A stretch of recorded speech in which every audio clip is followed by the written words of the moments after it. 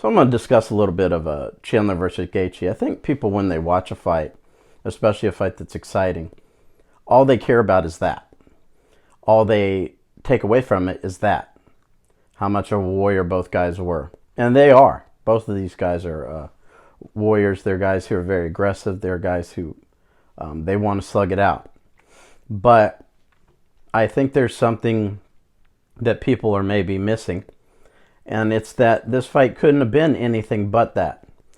Now, why? Because neither Gaethje or Chandler could have taken down and controlled the other, even if they wanted to. This is an area that is a weak point for American wrestlers. We saw this in the main event with Covington and Usman. Same thing. Neither one of those guys could have taken down the other and controlled the fight there. The American wrestlers don't have the ability of the guys from Dagestan, Chechnya, those areas.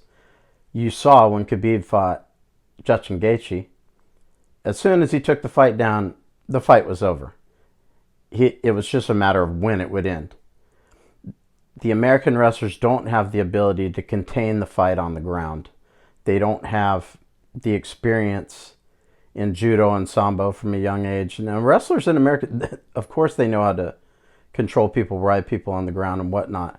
But for whatever reason, in MMA, they can't do it.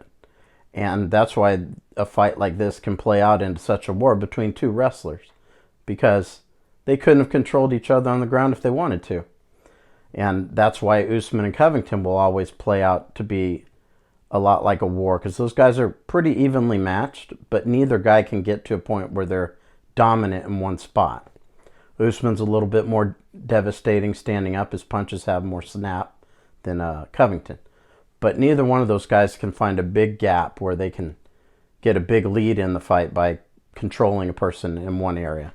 And I think that's something that maybe people are missing, or they just, for whatever reason, don't feel like discussing. But this is something I think, like if Khamzat were to end up fighting Usman, we might see that play out, where Khamzat is able to take Usman down and dominate him on the ground, just like we saw Khabib do with Justin Gaethje.